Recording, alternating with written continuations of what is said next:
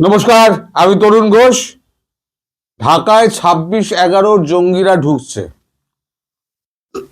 মুম্বাই হামলায় যে 26/11 যেটা পরিচিত সেই নামে, সেখানে হামলাকারী যারা আছে তারা আস্তে আস্তে ঢাকায় ঢুকছে।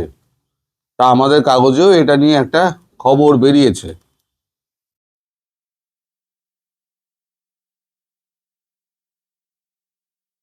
খবরের গুরুত্বপূর্ণ অংশটা আমি পড়ছি আপনাদের কাছে। সেটা লেখা হচ্ছে, সূত্রের খবর 30শে জানুয়ারি করাচি জিন্না বিমান আন্তর্জাতিক বিমানবন্দর থেকে বাংলাদেশ এয়ারলাইন্সের BG342 ফ্লাইটটি 113 জন যাত্রী নিয়ে স্থানীয় সময় ভোর 4:20 ঢাকার হজরত শাহজালাল আন্তর্জাতিক বিমানবন্দরে অবতরণ করে। অভিযোগ উঠেছে, এই উড়ানে সাধারণ যাত্রী হিসেবে অন্তত 11 জন লস্করের জঙ্গি বাংলাদেশে এসেছেন। কয়েকজন পাকিস্তানি পাসপোর্টের ছবি প্রকাশ করা হয়েছে সংবাদ মাধ্যমে। তাতে বলা হয়েছে, ইব্রাহিম মাহিজুল্লাহ, মুসাম্বিল এবং মোহাম্মদ রসুল নামের লস্করের জঙ্গিরা ঢাকায় পৌঁছেছে। সূত্রের দাবি, পাকিস্তান থেকে আসা সন্ত্রাসবাদী গোষ্ঠীর সদস্যদের মধ্যে মুম্বাই হামলার সঙ্গে যুক্ত থাকতে পারে বলে সন্দেহ। নিরাপত্তা বিশেষজ্ঞরা মনে করছে, বাংলাদেশে পাক জঙ্গি সংগঠনগুলির সদস্য হয়ে যাওয়া অস্বাভাবিক কিছু ঘটনা নয়, কারণ বাংলাদেশ এখন পাকিস্তানের গুপ্তচর সংস্থা ISI এর অবাধ ক্ষেত্র। বাংলাদেশের এক নিরাপত্তা বিশেষজ্ঞের কথায়, বাংলাদেশের সেনাবাহিনীর এখন ISI এর প্রভাব যথেষ্ট। এই সুযোগে জঙ্গি সংগঠনগুলি কাজে লাগিয়ে ISI বাংলাদেশে গ্রাউন্ড ওয়ার্ক সেরে ফেলেছে, যা ভিত্তি করে ভবিষ্যতে ভারত বিরোধী তৎপরতা বাড়াতে পারে ISI। আওয়ামী লীগ প্রথম থেকেই অভিযোগ করেছে, 2024 সালে জুলাই আগস্ট আন্দোলনে জঙ্গি গোষ্ঠীগুলি সক্রিয় অংশগ্রহণ ছিল। এছাড়া গত অক্টোবরে পাকিস্তানের মারকাশি জামিয়াতে আসলে হাদিসের নেতা হাফিজ সঈদের ঘনিষ্ঠ সহযোগী ইমতিয়াজ ইব্রাহিম জাহিদের বাংলাদেশ সফর এবং সীমান্তবর্তী জেলাগুলিতে তাদের নিয়ে যাওয়ার কথা উদ্বেগভাবে প্রকাশ করা হয়। নিরাপত্তা বিশেষজ্ঞদের মতে, নির্বাচনের আগে এই পরিস্থিতিতে ভারতের পূর্বাঞ্চলীয় সীমান্তে এবং বাংলাদেশের আভ্যন্তরীণ নিরাপত্তার জন্য বড় উদ্বেগের বিষয় হতে পারে। রাজনৈতিক মহলের যুক্তি, সংস্কারের নামে বর্তমান প্রশাসক দেশের নিরাপত্তাকে ঝুঁকির মুখে ঠেলে দিচ্ছেন। মানে মোহাম্মদ ইউনূস দেশকে ঝুঁকির মুখে ঠেলে দিচ্ছেন। এখন আপনারা বলুন, এই বাংলাদেশকে কি করা যায়? এখন আমাদের স্বরাষ্ট্রমন্ত্রী কিছুদিন আগে 7 সিস্টার্সে দাঁড়িয়ে অমিত শাহ একটা হুমকি দিয়েছিলেন। দেখুন, আপনারা সবাই জানেন অমিত শাহ হচ্ছেন আমাদের স্বরাষ্ট্রমন্ত্রী, তিনি দেশের অভ্যন্তরের ব্যাপারটা দেখেন। তা স্বরাষ্ট্রমন্ত্রী প্রতিরক্ষা মন্ত্রীর বক্তব্যকে স্বরাষ্ট্রমন্ত্রী বললেন কেন? ভারতবর্ষে কিন্তু এগুলো ঘটে না, যে এক মন্ত্রকের মন্ত্রী আর এক মন্ত্রকের কথা বলবেন, সেটা কিন্তু ভারতবর্ষে হয় না। হঠাৎ তিনি বললেন কেন? কারণ তার কাছে এই স্বরাষ্ট্র দপ্তর সম্পর্কে এমন কিছু খবর এসেছিল, যেটা নিয়ে তিনি মত প্রকাশ করেছিলেন এবং বলেছিলেন, দরকার হলে আমরা ভেতরে ঢুকে আঘাত করতে পারি। এই যে আমাদের টিমটা যে এখন এতে যাচ্ছে, আমেরিকা গিয়েছে, আমেরিকাতে এই সমস্ত কথাবার্তা হয়ে গেলে, বাংলাদেশ সম্পর্কে চুক্তিপুক্তি সম্পাদিত হয়ে গেলে, আমি যেটা বহুদিন আগে থেকে আপনাদের বলছিলাম, যে নির্বাচনের আগে অথবা নির্বাচনে 2-4 দিন এদিক ওদিক হতে পারে, একটা বড় ঘটনা ঘটবে। ভারতবর্ষ কিন্তু আর সহ্য করবে না। আপনারা যদি মনে করেন নরেন্দ্র মোদী চুপ করে বসে আছেন, তাহলে পরে ভুল। মাঝে মাঝে আমিও রাগ করেছি, কিন্তু পরবর্তীকালে খবর নিয়ে দেখেছি নরেন্দ্র মোদী এই সমস্ত ব্যাপারে যথেষ্ট রকম নজর রেখে চলেছেন এবং তিনি ঠিক সময়ের অপেক্ষা করছেন। এর পরের ভিডিওতে, সন্ধ্যের ভিডিওতে, আমি আপনাকে একটা ঘুড়ি ওড়ানোর গল্প আপনাকে শোনাবো, যেটা নরেন্দ্র মোদী করেছেন। ঘুড়ি ওড়ানোর সঙ্গে কূটনৈতিক সম্পর্ক কি থাকে, সেটাও কিন্তু নরেন্দ্র মোদী বুঝিয়ে দিয়েছেন। মানে একজন চাওলা, আপনারা যাকে অপমান করেন, সেই চাউল আর দর্শন আপনারা ধারে কাছে পৌঁছাতে পারবেন। তো যাই হোক, এখন এই যে ঢাকায় যে 26-11 সব জঙ্গি পঙ্গি এরা সব ঢুকছে, এতে কিন্তু ভারতের কাছে সুবিধে হয়ে গেল। এক, পাকিস্তানকে মারার ক্ষেত্রে সুবিধে হয়ে গেল। পাকিস্তান তো নিশ্চিতভাবে ভাঙবে, পাকিস্তান কিন্তু নিশ্চিতভাবে ভাঙবে। পাকিস্তানের কিন্তু মানে ভাঙা শুরু হয়ে গিয়েছে।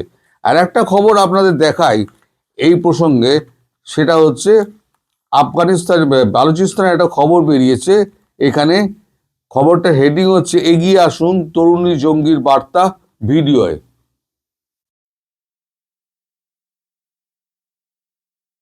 মানে বালুচিস্তান কোন জায়গায় গেছে আপনাদের আমি বলি। আমি মাঝে মাঝে বালুচিস্তানের খবর বলি না, বালুচিস্তান ভেঙে বেরিয়ে যাবে, বালুচিস্তান বেরিয়ে যাবে, তারপর আপনার পিওকে বেরিয়ে যাবে, গিলগিট বালতিস্তান বেরিয়ে যাবে, আফগানিস্তানের সঙ্গে তো মারপিট চলছে। মানে পাকিস্তান ভাঙার একেবারে চূড়ান্ত অবস্থায়, খণ্ড খণ্ড হওয়ার অবস্থায় চলে এসছে। এখানে খবর যেটা বেরিয়েছে সেটা হচ্ছে, ক্যামেরার দিকে তাকিয়ে হাসি মুখে তরুণী বললেন, বালুচ সমাজ, আজ আপনাদের এক বোন পাঞ্জাবি সেনার মুখোমুখি দাঁড়িয়েছে। এবার আপনাদের সাহস অর্জন করে এগিয়ে আসা উচিত। ভিডিও শেষে দেখা গেল অন্য এক তরুণীর রক্তাক্ত মৃতদেহ। বালুচিস্তান লিবারেশন আর্মির দাবি, তাদের নাম হাওয়া বালোচ এবং আসিফা মেঙ্গাল। গত কয়েকদিনের ধরে পাকিস্তানের বালুচিস্তান প্রদেশে সেনার বিরুদ্ধে চলা হামলায় ফিদায়ে বা আত্মঘাতী জঙ্গিদের মধ্যে অন্যতম জেনজির এক সদস্য, দুই তরুণী। বিএলএর তরফে যে হামলার সাম্প্রতিক নাম অপারেশন হেরাফ।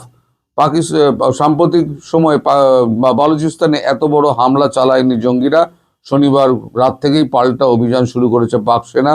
বালুচিস্তানের মুখ্যমন্ত্রী সরফরাজ মুফতি জানিয়েছেন, গত 40 ঘন্টায় লড়াইয়ে 145 জন জঙ্গি নিহত হয়েছে। পাক সেনাবাহিনীর 17 জন এবং 31 জন সাধারণ নাগরিকের মৃত্যু হয়েছে বলে তিনি জানান।